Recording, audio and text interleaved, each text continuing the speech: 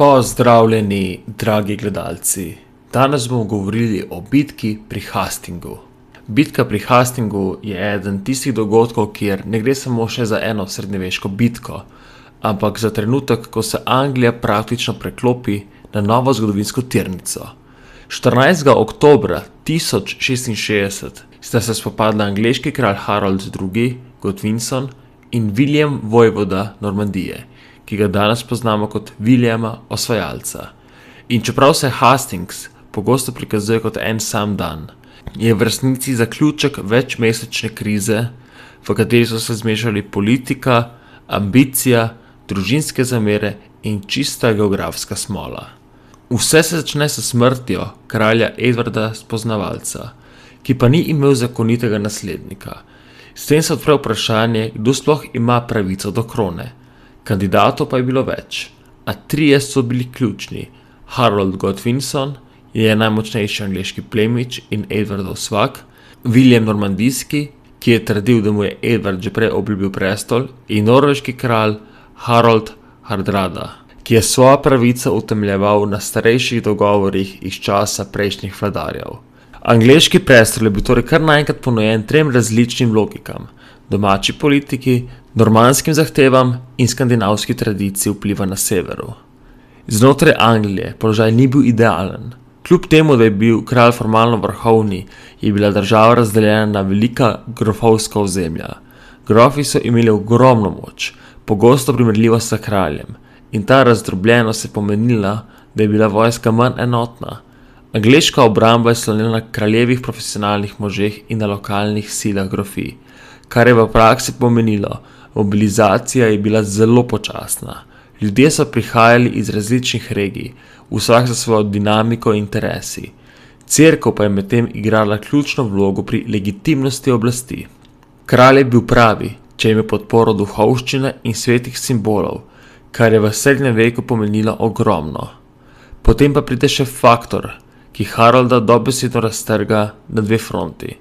Na severu se pojavi Harald Hardrada, pri čemer je pomemben sprožilec Tostig, Haroldov izgnani brat.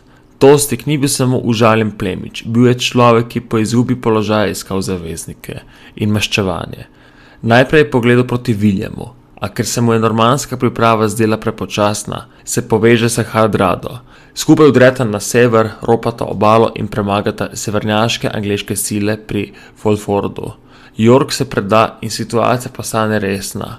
Harold mora reagirati takoj, ker mu sever razpada. Tukaj se zgodi ena tistih najbolj filmskih stvari. Harold za vojsko v izjemno kratkem času prehodi ogromno razdaljo in pri Stamford Bridgeu preseneti Hardrado. Norvežani so bili nepripravljeni in mnogi brez oklepa. Bitka pa se konča z norveškim porazom in smrtjo Hardrade in Tostiga. Sedaj pa se je tukaj pojavil en velik problem. Harold sicer zmaga, ampak njegova vojska je izčrpana in je utrpela hude izgube. In ravno to je tisti trenutek, ko je William dobi svojo priložnost. William je imel že prej pripravljen invazijski načrt, pri čemer je pomembno, da se zagotovi tudi versko-politično legitimnost. Normanski viri poudarjajo, da je imel podporo papeža, kar je pohodu dalo videz pravične akcije proti krivoprisežniku. Ko se vreme na morju končno umiri, William pristane na jugu Anglije. Harold pa mora praktično takoj izčrpno se obrniti nazaj na drug konec države, namesto da bi prišel svež, pride za utrujeno pehoto, slabšo organizacijo in manj časa za optimalno pripravo. Pri Hastingsu Harold zavzame obrambni položaj na dvignjenemu terenu in se zanaša na klasično anglosaško taktiko, strjena pehota in linija in ščitni zid. To je na hribu močno, ker napadalec mora gor pod pritiskom in brez idealne hitrosti. William pa pride za drugačno kombinacijo orožja, lokostrelci, pehota in predvsem konjenica. Prvi napadi so težki, Normani utrpijo izgube. Nastane celo zmeda, ker ljudje mislijo, da je William umrl.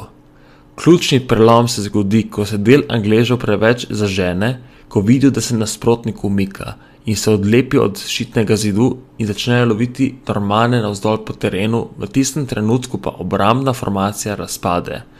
in nastanejo vrzeli ter Williamova konjenica to izkoristi.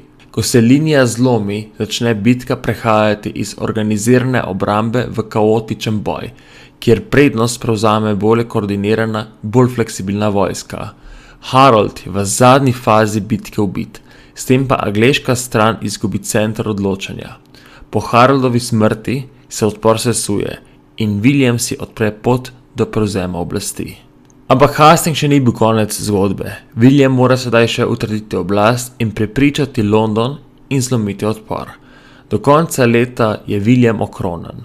Nato pa sledi obdobje uporov, predvsem na severu, William pa odgovori brutalno in se zgodi opustošenje severa, uničevanje vasi, pridelkov ter živine, kar pusti ogromne posledice. Največji učinek Hastingsa pa ni samo političen, ampak tudi kulturni. William skoraj v celoti zamenja anglosaško elito s sebi zvestimi Normani. Plemstvo, ključne položaje, del cerkvene hierarhije, s tem si zagotovi stabilno oblast, hkrati pa Anglija dobi nov upravni DNK. Razvija se bolj normanski fevdalni sistem, kjer so zemljišča razdeljena pod pogojem vojaške službe. Pojavijo se pa tudi veliki administrativni projekti, kot je popis zemljišč in obdavčitev, kar okrepi nadzor države. Hvala, da si gledal do konca. Če želiš podpreti moje delo, lahko postaneš član kanala ali doniraš. S tem mi boš pomagal raziskovati zgodovino z še večjo motivacijo. Se vidimo v naslednjem videu. Upam, da vam je bil današnji dokumentarec všeč. Če vam je bil všeč, pritisnite like in se naročite. Hvala in lep dan.